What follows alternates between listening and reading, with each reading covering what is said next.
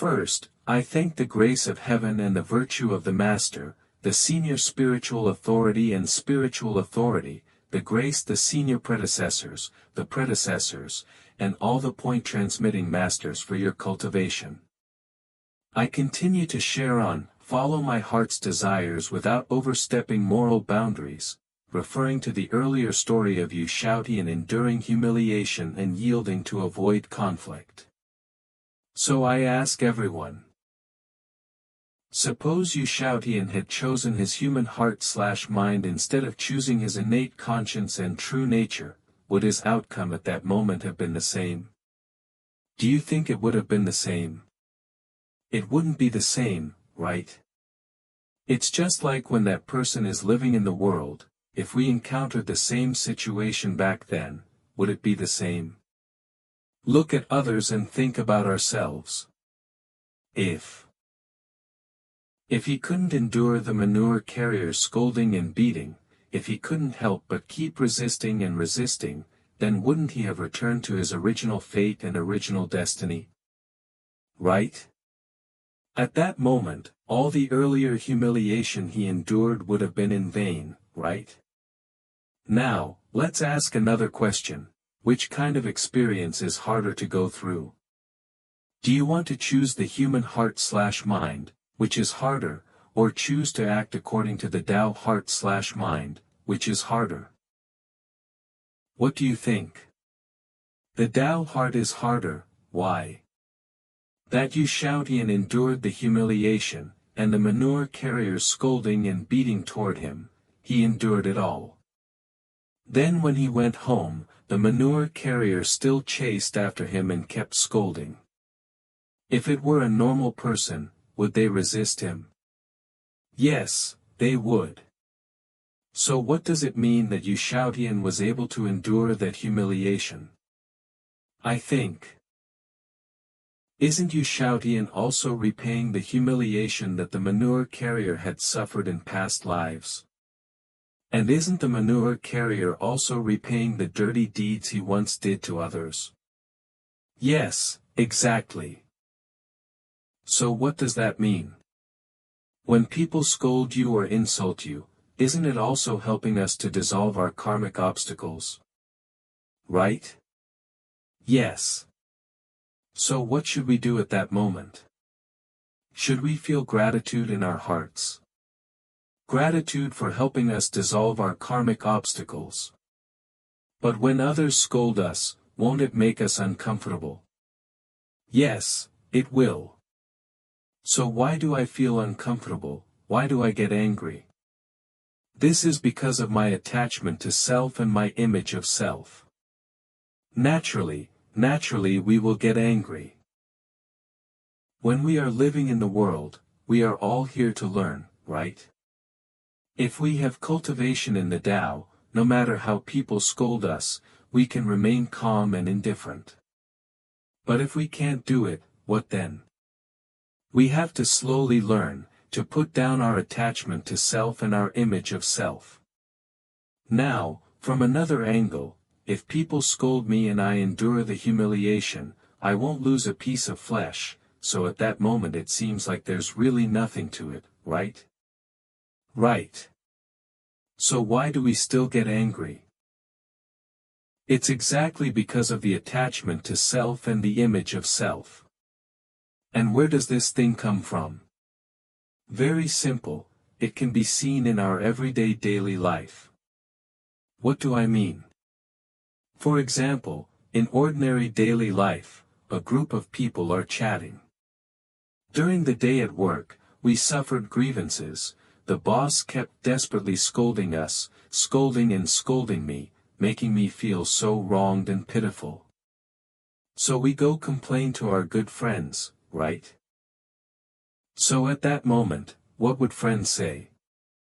Whatever I do doesn't make money, doing this doesn't make money, doing that doesn't make money, I'm so pitiful, I'm even more miserable than you. My boss is like this and that, my wife is like this and that, I'm more miserable than you, I'm more miserable than you. Then another one also says that's nothing, I'm like this and that, I'm even more miserable than you. So the question comes. Even when it comes to being miserable, we have to compete, compare this and that, and win over the other person in the part of being more pitiful. So what else is this if not attachment to self? If we put down this thought, if we put down this attachment to self, at that moment we can truly hear the other person's will. Perhaps the other person just wants one comfort, one hug, one word of encouragement, right? So that's exactly how it is. Okay, now moving on. In the story, did you shout Ian change his fate because of this? Did he? Yes. That is, he changed his fate precisely because of this. Therefore, the difference between choosing the Tao heart and choosing the human heart lies right here. Now, what does not overstepping the bounds mean? So I ask everyone, is the scenery along this road very beautiful? Yes, very beautiful, right? If we walk following the road, if we follow it, will we go off course? Everyone think about it. No, we won't. We are originally walking along the road, so we won't deviate. Then why won't we deviate? Why? Because there is sunlight illuminating the great road, along with the beautiful surroundings, making us feel that the road is so magnificent, and we should walk that way, right? Now ask one question, if we suppose there is no sunlight, just like at night time, what do we do then? If there isn't any, at that moment what things come out? The roadside signs and the guiding lines on the ground come out, right? So what does that represent? The constant principles of ethics and moral norms are just like those sign lines guiding us forward, right? And what about the law being the minimum standard of morality? It's like the guardrails beside us protecting us, keeping us from danger, right?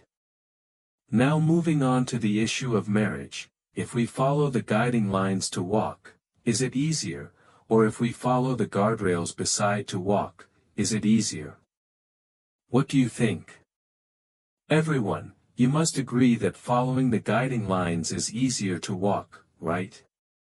Exactly. Because the guardrails beside are the lowest standard, preventing us from falling into danger, right? Okay, now for the journey of life.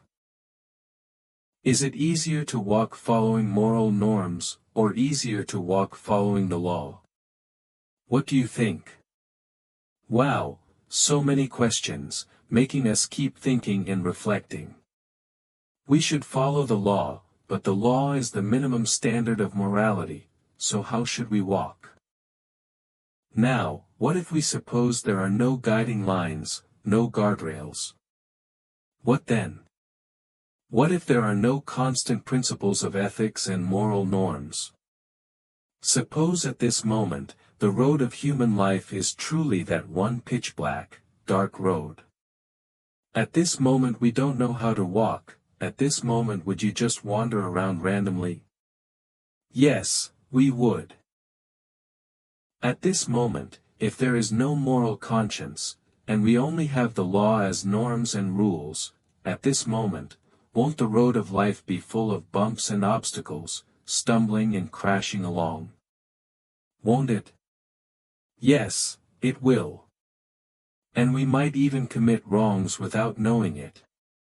Moreover, after committing wrongs in this life, what happens? We face legal sanctions, and after the legal sanctions are over, is that it? What comes after? The sanctions in the underworld, having to go to the netherworld to receive punishment, and after that, is it over? No.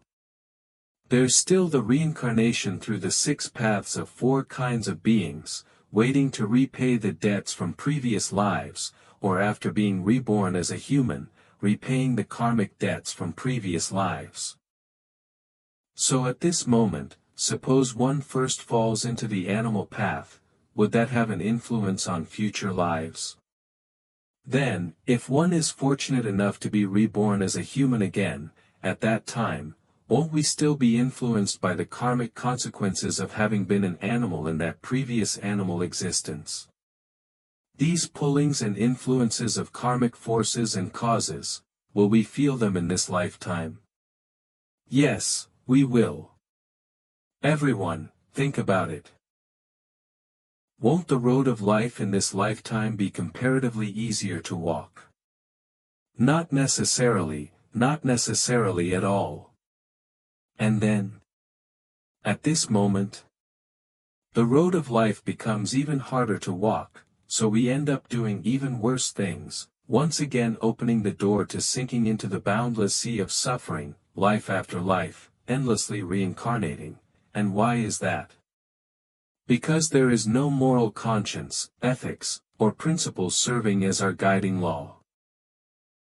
At this moment, how can the road of life become flat and smooth? Precisely by allowing us to change our destiny, making our life's road easier to walk. What do we need to do?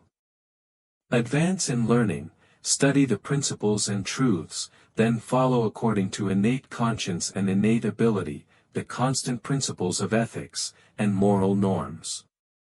At that moment, the guiding lines of life appear. At that moment, won't that one road of your life become comparatively easier to walk? Won't you deviate? No. At that moment, will you change your destiny? Yes. And even further, restore to the brightness of utmost respect, that when we restore to the brightness of utmost respect, at that moment, will morality, conscience, law, and rules become bondage? Will they bind us? No, no. At that time, we will know exactly what we need to do, right? At this moment. After understanding the principles, we will know how to act. Just like how we have all participated in the Mind-Body-Spirit Health Experience Camp at the Buddha Hall, right? During the course period, there are immortals and Buddhas borrowing bodies to descend to the altar, right? Yes. When those immortals and Buddhas descend to the altar, don't they all pay respects to the Supreme God? Right? And also, when wandering spirits descend to the altar, don't they also pay respects to the Supreme God, and also pay respects one by one to the old pivot, the grace of the pivot, the old predecessors, and all the teachers? Won't they? Yes, they will. Now ask one question, what about us? When we come to the Buddha Hall for class, or when we come to the Buddha Hall, seeing the feeling of 10,000 rays of light after the old mother's lamp is lit, the majestic and awe-inspiring presence of the Law-Main Buddha statue, at that moment, won't we be in the Buddha Hall with a heart full of reverence and respect? Won't we? Yes. At that moment, won't we also reverently pay respects to the Supreme God? Won't we? Yes. And when we see the pivot, the grace of the pivot, the old predecessors, and all the teachers, won't we also pay respects to each one? Won't we? Yes. Even if we don't pay respects, at that time the fellow practitioners beside us will tell us, saying, so and so, we need to remember to pay respects. Of course, we cannot wait until someone tells us to do it. Instead, because we understand the principles, because we have realized it, we reverently do it. At that moment, will you still feel that the Buddha Hall's rules and etiquette are bondage? No, rather, we know that this is simply what we should have done all along, that's all there is to it. Now moving on, what does not overstepping the bounds mean? That is to say, if in the human world, in the mundane world, we follow the law and living norms, but if we take spirituality as primary, that is our morality and innate conscience and ability. The law will change according to different people, affairs, times, places, and things, but moral conscience is eternally unchanging. What does this sentence mean?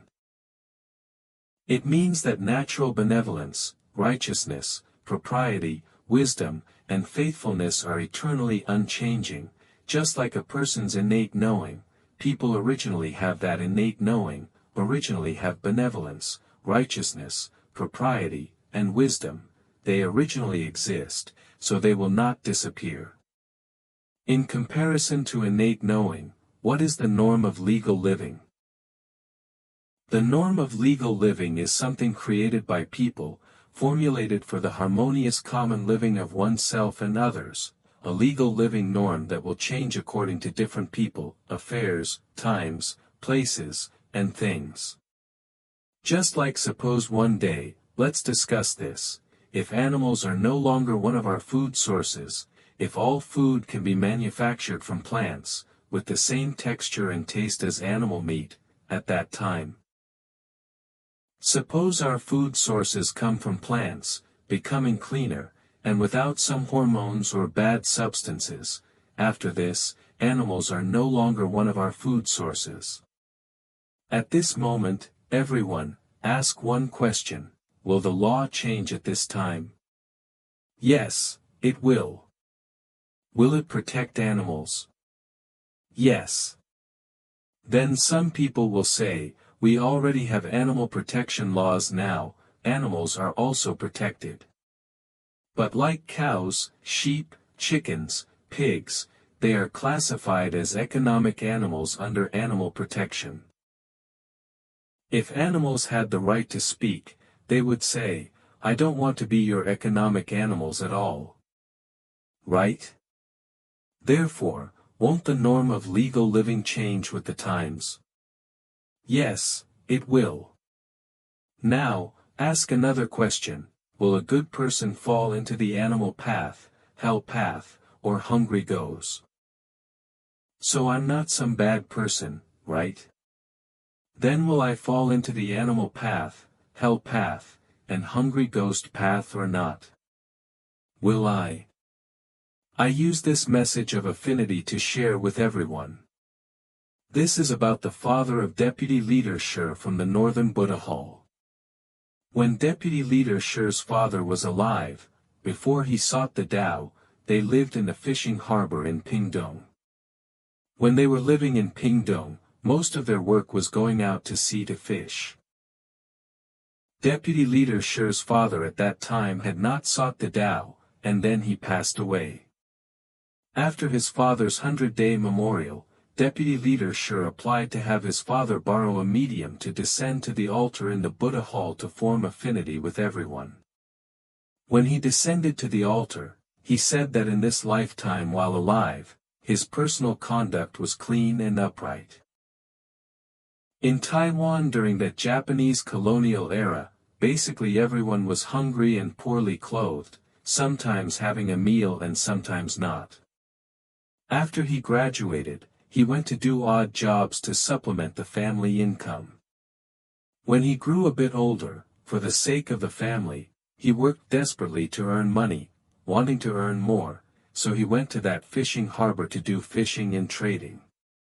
His hands were covered in blood, accumulating enmities and grievances. But karma is an indestructible law. So when his life ended with a puff, did he have to go to the underworld? Yes. Precisely because of the indestructible law of karma, he killed so many fish, so shouldn't he repay what he owed? Yes. He said that while alive he was honest and kind-hearted. Wasn't he a good person? He was clearly honest and kind-hearted, yet he still couldn't escape the judgment of Yama. When he spoke about being in hell, going up the mountain of knives and into the pot of boiling oil. I was there at the scene watching the affinity forming session. And when he reached this part, that part about going up the mountain of knives and into the boiling oil pot, at that time I saw the mediums, the 3 talents, hands shaking with the pen, unable to stop. After a while, the pen even stopped completely, paused for a long time, and basically couldn't continue writing. He was trembling, unable to keep writing, paused for a while. He said that just thinking about those hell scenes made him feel very afraid. What you do wrong yourself, you still have to repay. She said fortunately there was Deputy Leadership. Deputy Leadership kept coming to the Buddha hall to fulfill vows on his behalf, so he could go to the side of Ksitigarbha ancient Buddha. What did he do there? It turns out that at Ksitigarbha ancient Buddha's side, he could hold a lotus flower and listen to sutras and teachings. So I ask everyone, wasn't Deputy Leadership's father a good person? Wasn't he an honest and kind-hearted person? Then will a good person go to hell? Yes. Yes. So what does that mean? Is work important? Important. Is the nature of the work important? Important. Try your best not to choose jobs that form bad affinities with animals. Otherwise, the law of karma is indestructible, debts must be repaid. Now, is coming to the Buddha hall for classes unimportant? Important. When we come to Buddha hall classes and understand the principles, won't it bless and protect our 9 generations of ancestors and 7 generations of forebears? Won't it? Yes, it will. But here's the question again, do you want to be blessed and protected by the good deeds done by your future descendants, or do you want to come to the Buddha hall yourself to accumulate merits and fulfill vows? What do you think? Your descendants might not even have enough merits themselves, yet still have to do it for their ancestors. Isn't that very strenuous? Therefore, we shouldn't let our descendants protect us. Instead, while we are still alive, right now, we should properly accumulate merits and fulfill vows. Next, how to achieve following one's heart's desires without overstepping the bounds. When Han Xiangzi the great immortal borrowed a medium to descend to the altar, he said, "What do we need to do? We must also deeply investigate the truths and principles of the Tao." Why deeply investigate? Because everyone's life lessons are different. Sometimes, only through principles can we remove ignorance, allowing our wisdom to manifest. And only through our deep investigation can we achieve the unity of knowledge and action. What does this sentence mean? It means we must restore the virtues of our original nature, use understanding of principles to remove spiritual ignorance, and apply it in daily life. I use a story called "Turning in Circles" to bring it in. That is to say, why turning in circles? In the past, there was a scholar who was very intelligent. Then one day he heard that there was an old Zen master on the mountain who was very wise. Once he wanted to visit that old Zen master and ask him some questions. On the way there, he thought, since this old Zen master is so wise, I want to come up with a question to test him. But the scholar kept thinking and couldn't come up with what question to ask. Then he saw a cow tied to a tree. That cow wanted to break free and leave, so the cow was led by the rope, circling around the tree again and again. The rope got shorter and shorter, tighter and tighter. After it became tight, the cow felt something was wrong, so the cow changed direction and continued circling, and circled back again. So the cow kept turning in circles non-stop. The scholar then thought of what question to ask. The scholar asked the old Zen master, "Why is the cow turning in circles?" The old Zen master told him, "Only because the rope has not been cut." The scholar thought, "Old Zen master, how are you so amazing? You didn't even see the actual situation, how did you know?" The old Zen master said, because what you asked about is the matter, the event, but what I answered is the principle. Matters differ, but principles are the same, that's what it means. That is to say, what is this principle, this Dharma, this scripture? It means that after we understand the principles, after we awaken to the Tao, after we see our true nature, when we write down what we know, it becomes one scripture, one principle, one Dharma. Scriptures differ in matters, but principles are the same. Scriptures are applied to those matters, one truth applied to this matter. And it's not just applying it to matters.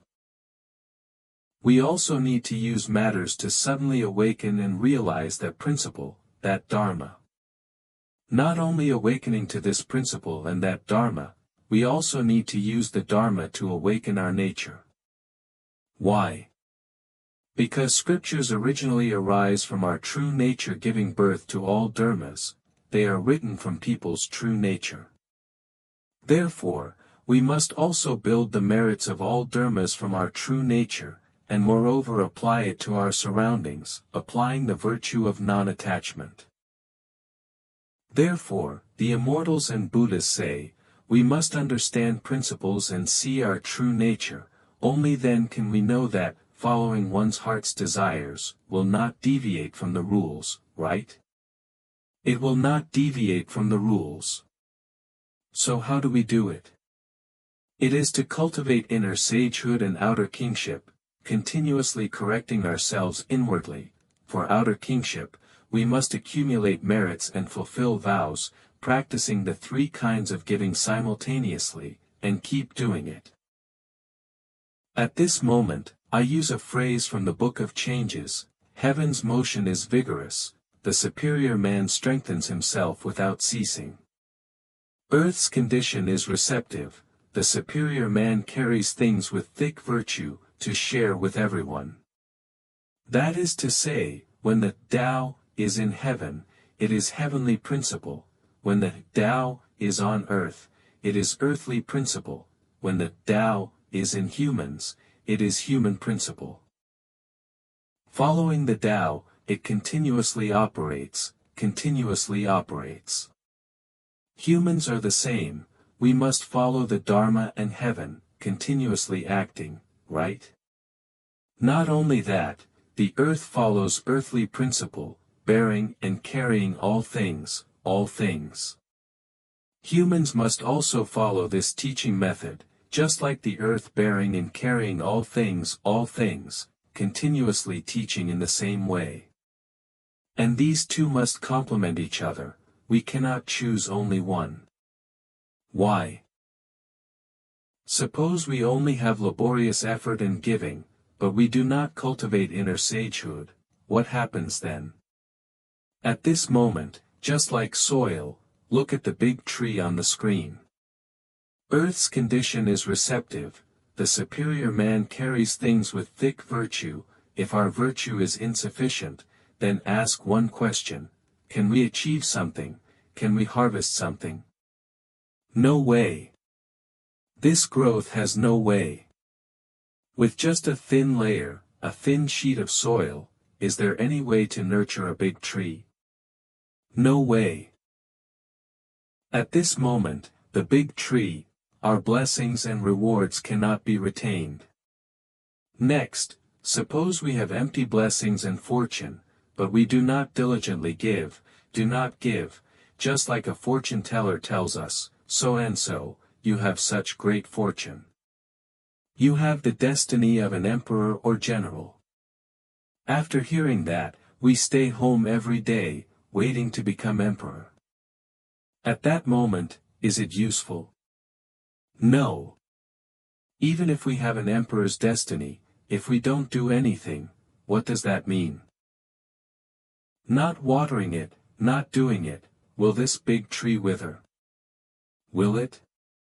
Yes, it will. That's exactly how it is. We must have inner sagehood and outer kingship. And what is the purpose of inner sagehood and outer kingship? The main goal is to achieve a perfect in both the human way and the heavenly way, following one's heart's desires without overstepping the bounds, reaching a state of perfect. So how to do it? I use chapter 81 of the Xingli Tishi, Nature and Principle Reminders, to share with everyone. I think this chapter 81 fits this topic quite well. In chapter 81 of Xingli Tishi, it says, people emphasize life and destiny in cultivation. This is cultivating the heavenly way, to return to heaven in the future. But if we cultivate according to human ethics and constants, that is the human way. What is the human way? The 5 relationships. Ruler as ruler, minister as minister, father as father, son as son. When cultivating the human way and the heavenly way, do we need to achieve perfection? But when cultivating, how do we cultivate? Which one to prioritize? Chapter 81 of Xingli Tishi says, the human way is the trunk and branches of the heavenly way. Therefore, to cultivate the heavenly way, we must establish a foothold from within the human way. The human way is the 5 relationships, that is, outwardly, as mentioned earlier. Ruler as ruler, minister as minister, or father as father, son as son, this is the way to cultivate the human way. Now, what is the heavenly way in cultivation? It is that one point of spiritual light in our self-spirituality, that one point of spiritual light is our true nature. And true nature gives birth to all dharmas. The Dharma has 8 virtues. Simply classify them. The 8 virtues are filial piety, fraternal respect, loyalty, trustworthiness, propriety, righteousness, integrity, and sense of shame. Xingli Tishi says, heaven and earth monitor people's hearts everywhere, constantly watching behavior. Then, if while in the world, one does not know to respect and honor parents, does not know to fulfill filial piety, what does that mean? Outwardly, the human ethics between father and son disappear. What does this also represent? Inwardly, the virtue of filial piety, among the 8 virtues also disappears. Siblings do not know brotherly love. Outwardly, the human ethics of elder and younger disappear, representing inwardly what disappears. Fraternal respect disappears. Toward relatives and friends, one is perfunctory and disloyal. Outwardly, the human ethics of friendship disappear, representing inwardly loyalty is also gone. Speaking one thing but meaning another and lacking trustworthiness. Indicating inwardly there is no credit. Those who are unreasonable, unrighteous, shameless, and without integrity, inwardly, propriety, righteousness, integrity, and sense of shame are all gone. At this moment, is cultivating the Tao useful? No use. Why? Because if the human way is incomplete, the heavenly way is hard to achieve. Therefore, how should we cultivate the Tao? Prioritize the human way. If we want to cultivate the Tao, we must prioritize the human way. How to restore our innate conscience and true nature? How to restore it? Our innate conscience and true nature must start from cultivating the outward human relationships. Therefore, Confucius said, study the lower things to reach the higher. When one fully exhausts the human way, one approaches the heavenly way. It is all about perfecting the outward 5 relationships, father-son, ruler-minister, husband-wife, elder-younger, friends, all perfect. What does that mean? Inwardly, filial piety, fraternal respect, loyalty, trustworthiness, propriety, righteousness, integrity, and sense of shame are also perfect, right? That's exactly what it means.